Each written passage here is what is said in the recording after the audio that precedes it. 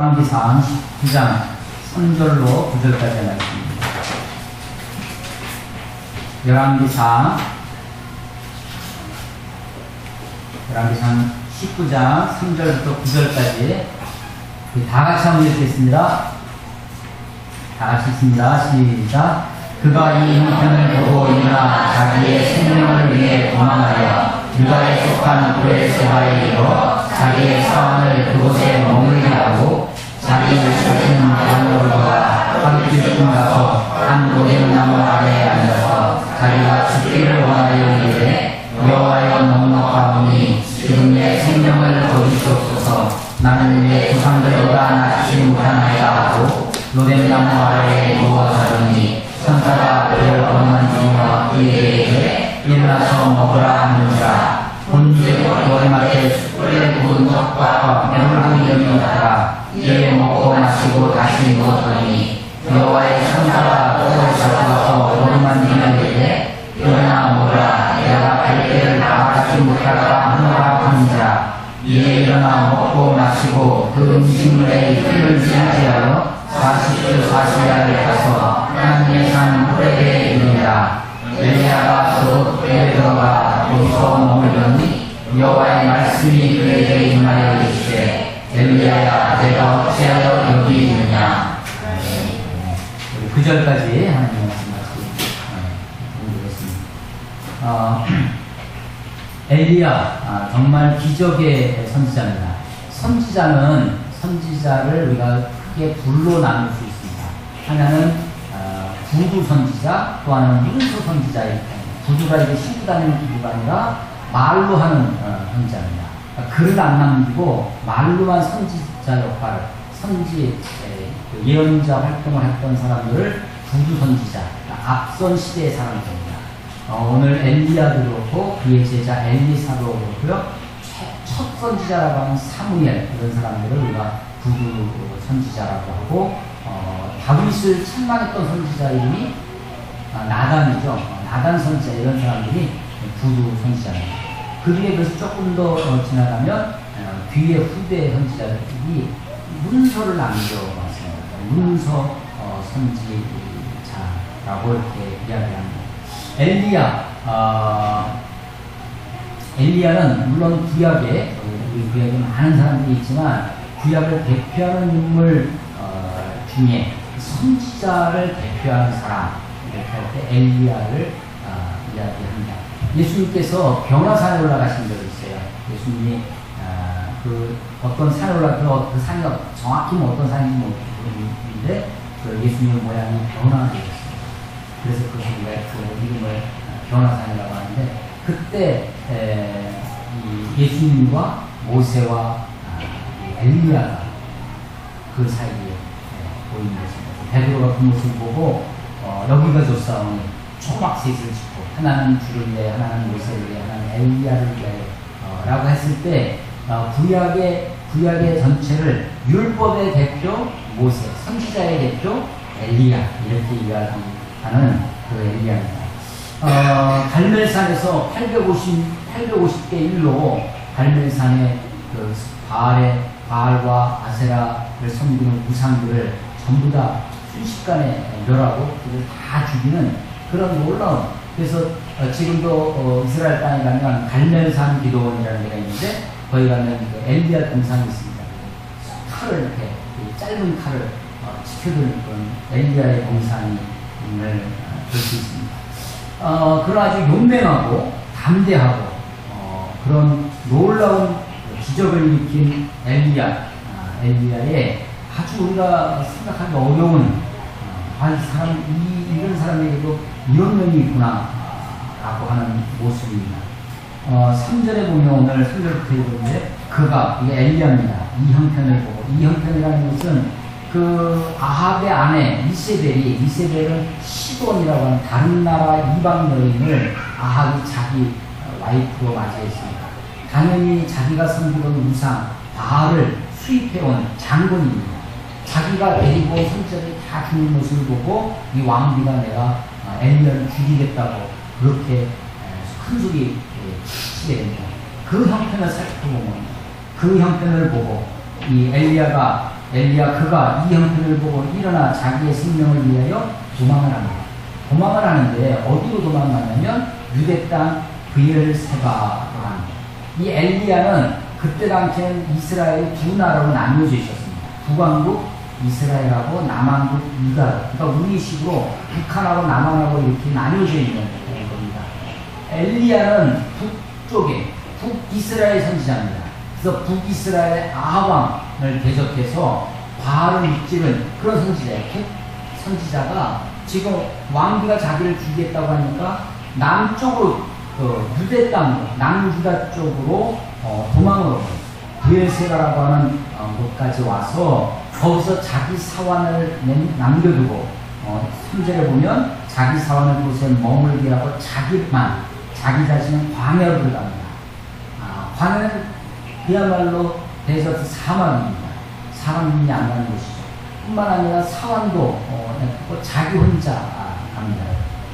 하루길을 갔다 오는데 하루길이면 우리가 1시간에 4km 걷는다고 하면 8시간만 따져도 32km 정도, 한 30km 이상.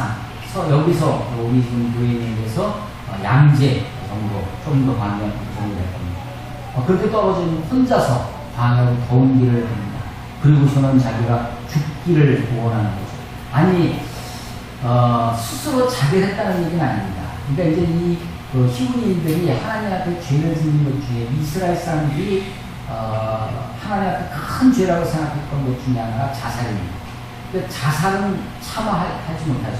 그래서 이스라엘 역사 가운데 로마와 항쟁사에 보면 처음까지 버티다가 안 되니까 결국 스스로 자기들이 자결을 하는데 자결을 자살이 않게 하기 위해서 마지막까지 제비뽑기를 하는 거예요.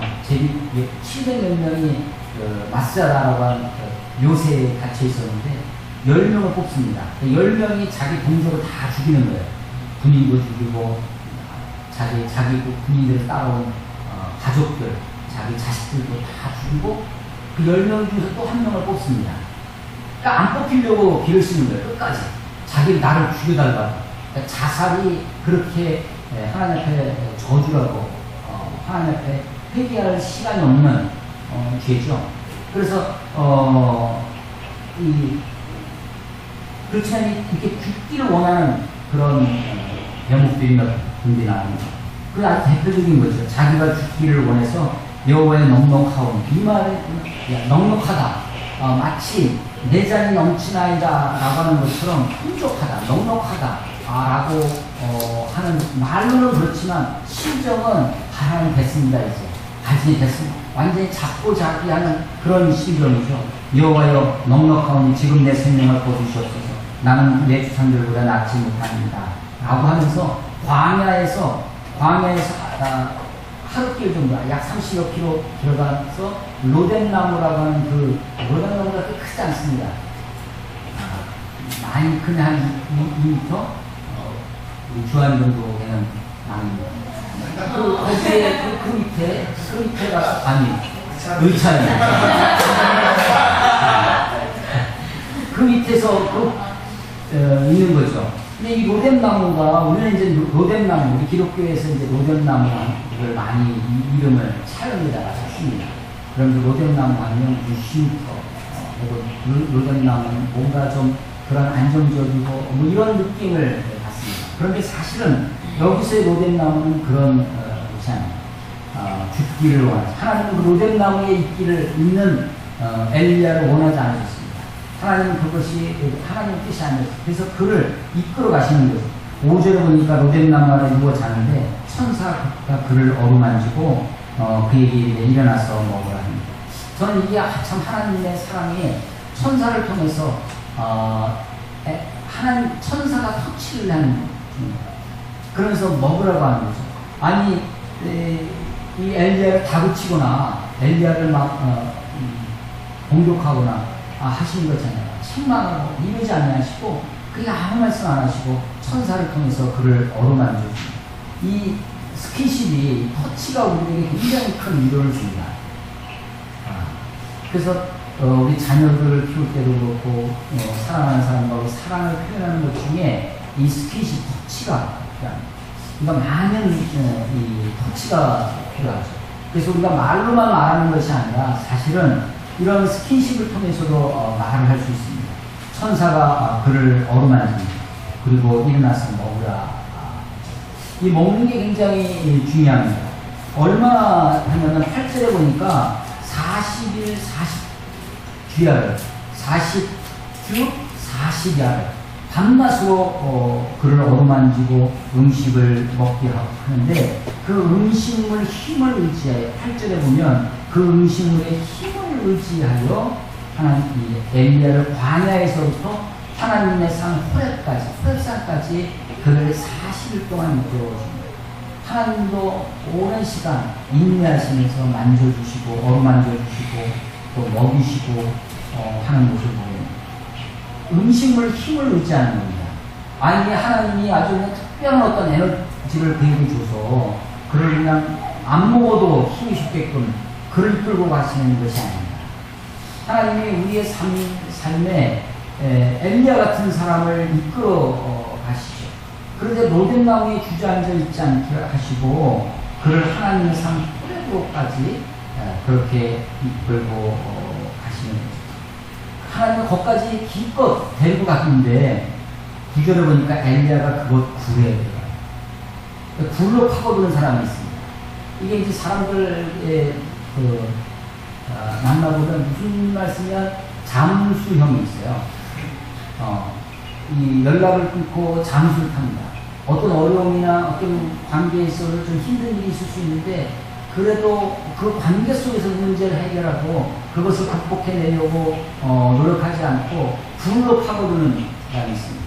하나님이 그를 만져주시고 먹이시고 하면서 이끌고 오시죠. 하나님의 삶 호렙. 하나님이 그에게 말씀하셨던 것이 모세를 만나주셨던 그 신의 산 한 봉우리가 호렙입니다. 거기서 거기까지 데려갔는데 기껏 그는 불 속에 들어가는 거죠. 그 불 속에서 하나님이 엘리야에게 하신 말씀이 엘리야 내가 어찌하여 여기 있느냐라고 하는 것입니다. 내가 어찌하여 여기 있느냐. 그가 있어야 할 곳이 아니라는 거죠. 굴이 아니라는 것입니다. 우리가 우리 자신을 그렇게 감추고 자기를 그렇게 매몰시키듯 그런 곳에 가서는 하나님을 만날 수가 없습니다. 하나님이 그 속에서 이제 그에게 오전에 말씀드린 것처럼 그때 이 굴에 있을 때 40일 동안 그를 먹이고 그를 남겨주시면서 이끌고 오셨는데 굴에 처박혀 있는 그에게 네가 어째 여기 있냐라고 말씀하시고 그때 강하고 큰 바람이 지나갑니다. 엘리야가 깜짝 놀라서 보는데 그곳에 하나님이 안 계신다는 거죠. 지진이 일어나는 거예요. 그런데도 그 속에 그 지진 속에서도 하나님을 볼 수가 없었어요. 그 다음에 불이 일어나죠. 그런데도 그 속에 없었어요. 그리고 나서 마지막에 세미한 음성이 들리기 시작합니다. 근데 그 음성을 듣고 나서야 비로소 그가 불 밖에 나오게 됩니다. 그 불 밖에 나왔을 때 하나님이 그에게 말씀하기 시작하신 것입니다. 그래서 우리가 하나님이 우리 그 불 속에 처박혀 있는 그에게 하나님의 말씀이 거기서 나올 수 있도록 이끄실 때 거기에 순종해서 나와야 하나님의 음성이 들리기 시작합니다. 하나님은 그를 만져주시고 먹여주신 것처럼 어쩌면 우리도 우리의 삶 속에 엘리야처럼 의기소침해지고 엘리야처럼 내가 이렇게 기적을 해놓고 뭘 해도 안 되는구나. 내가 막 이렇게 활기차게 신앙생활하고 했을 때도 있었는데 그런데 그것이 마냥 나지 않습니다. 어떤 액티비한 것으로 이 신앙이 내면화되지 않습니다. 우리의 신앙이 믿음이 하나님의 말씀 앞에 하나님을 비유한 것 중에 다른 어떤 것이 아니라 하나님은 말씀이 곧 하나님이시니라 라고 하신 것처럼 세상 그 어떤 현상이나 혹은 어떤 물건이나 이런 것을 하나님을 비유하신 게 없습니다. 그런데 하나님, 이 말씀은 곧 하나님이십니다. 라고 이야기하고 계십니다. 물론, 말씀이 이렇게 기록되어져 있는 활자화된 말씀도 있죠. 이 활자된 말씀에서 이 말씀을 읽고, 말씀을 듣고, 말씀을 내 마음에 새길 때, 그 말씀이 내게 말씀에 오시는 그 하나님을 만나면 좋겠습니다. 세미한 음성이라고 하는 이 세미한 소리라고 하는 것이 젠틀, 세미하다고 하는 것이 작다라는 뜻이 아니라 우리말로는 세미하다, 아주 작고 아주 그런 것으로 이렇게 번역이 되어 있지만 아주 젠틀하다라는 뜻입니다. 하나님이 우리들에게 온유하게 말씀해 오십니다. 그래서 그 음성이 내게 들려질 때 우리가 비로소 하나님을 깊이 경험할 수 있게 되어집니다. 우리는 뭔가 아주 획기적인 어떤 사건이나 어떤 기적이나 그래서 기적이 하나님을 경험했으면 좋겠습니다. 하나님 나에게 어떤 놀라운 일들을 역사하시면 그게 좋겠다라고 생각합니다. 그런데 하나님의 어떤 기적이나 표적을 통해서는 사실은 기적과 표적을 통해서는 우리의 죄악된 성품이 변화되지 않습니다. 이스라엘 백성들의 역사가 그렇습니다. 모세를 통해서 수많은 기적을 보고 시험했지만 그것이 그들의 삶 속에 내면화되지는 않는다라고 하는 거죠. 그래서 보는 곳으로 그것이 다 믿음이 되지 않습니다. 그 보는 곳에서부터 출발을 할 수 있습니다. 거기에서 빨리 말씀하시는 하나님 듣는 곳으로 옮겨야 됩니다. 뭔가 손에 잡히고 눈에 보이고 하는 그런 체험하고 경험하는 그런 것에 탐하는 것이 아니라 그것에 내어 있는 것이 아니라 비록 내가 손으로 안 잡히고 눈에 보이는 것이 없고 하지만 말씀이신 하나님 그분을 우리가 믿고 그래서 신앙은 이 믿음이라는 게 내가 보는 것이 있으면 이게 전부구나 그건 믿을 필요가 없죠. 눈으로 확인하면 되는 거죠. 그런데 사실은 믿음이 필요한 것을 보이지 않는 것을 정말 보는 것처럼 믿는 신앙. 그래서 이제 말씀의 신앙이라고 생각했습니다.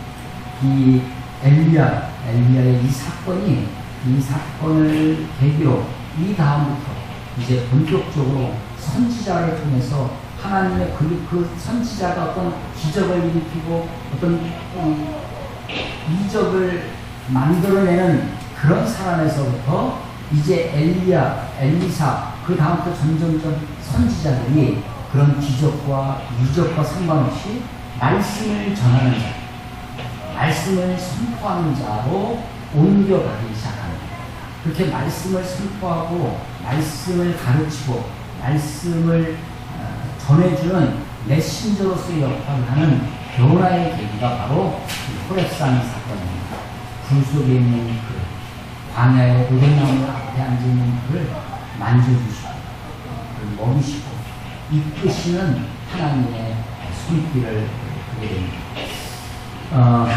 우리의 삶도 그런 것 같습니다. 최근에 제가 보고 이런 일이 있구나 놀란 것 중에 하나가 제가 오래전 몇 년 전에 이제 저한테 이제 물어보는 거예요. 이런 교회 아시냐, 이런 목사님 아시냐. 그 중에 하나가 이제 서문화교회라는 게 있었습니다. 김성수 목사님이셨는데 굉장히 말씀이 좋고 굉장히 좋다고 굉장히 사람들이 저한테 물어보는데 저는 별로 관심이 안 했거든요. 그래서 잘 모르겠다고 그걸 이제 잊어버렸습니다. 그런데 이제 이분이 이제 미국에서 활동하다가 한국에 와서 서문화교회라는 많은 사람들이 와서 말씀을 듣고 그랬죠. 근데 나중에 이분이 돌아가셨다고 해요. 갑자기 돌아가셨는데 그런가 보다 했는데 그리고 나서 한 1년 정도 지났는데 이제 돌아가신 이유가 자살로 돌아가셨다는 것이 그래서 목사도 자살한 거가 한 걸 보고 충격을 해요. 근데 더 놀라운 거는 그 교회가 목사님이 돌아가셨음에도 불구하고 교회가 흩어지지 않고 계속 모인다. 근데 모여서 새로운 목사님을 청빙해 오는 것이 아니라 그 이전에 목사님이 설교해 놨던 그것을 틀어놓고 이미 돌아가신 목사님의 그거를 매주 옛날 설교를 다시 틀어서 설교 시간에 틀어면서 그렇게 예배를 드린다고 하는 거예요. 그래서 이게 얼마나 설교가 좋으면 그런 마음도 들지만 사실은 어쩌면 이 말씀이 인격화되어지지 아니하고 그 말씀을 전하는 자에게 맹신하듯 우리 한국교회가 그렇게 추종하는 모습의 아주 극단적인 모습을 보게 되는 거죠. 이제 그래서 교회가 모였습니다.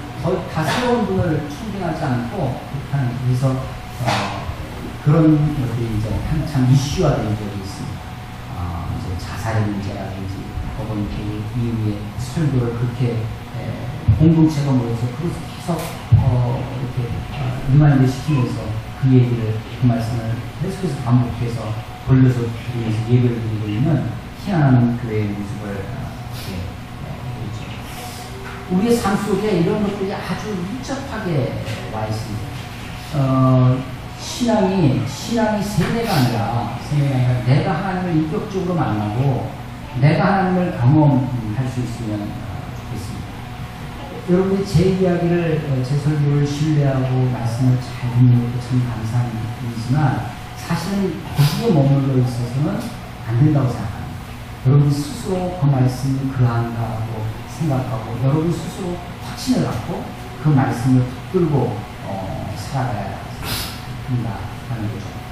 하나님의 말씀이 이것이 로고스의 말씀, 객관적으로 쓰여져 있는 이 말씀에서 머무르지 아니하고 나에게 말씀하시는 뇌마의 말씀, 나에게 내 심령 속에 역사하시는 주관적으로 나를 만나주시고 나를 이끄시고 나를 붙드시는 그 하나님의 말씀이 있어야 한다고 생각합니다.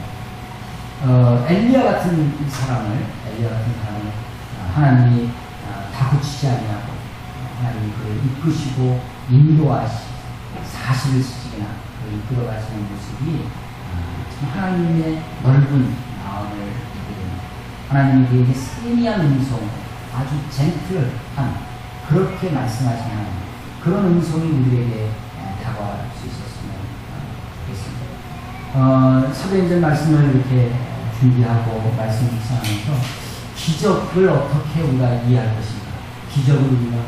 기적이 하나님, 기적이 하나님의, 우리도 그것을 다시 기적이 재현되도록 기도하고 기적이 일어나도 하나님께 매우 달리고 울부짖고 그렇게 우리가 하나님께 나아가는 것이 우리들의 온전한 모습인가 하는 것들을 생각해야 됩니다.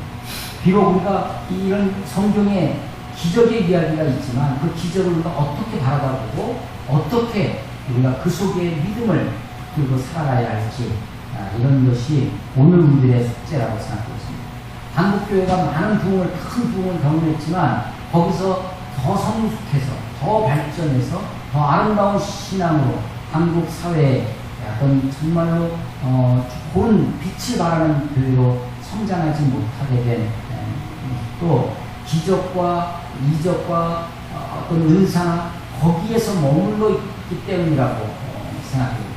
거기서부터 한 번 더 나아가 하나님의 세미한 음성에 귀 기울고 하나님의 말씀을 붙들고 그렇게 나를 이끄시고 인도하시는 하나님 앞으로 나아야 한다고 하는 것이죠.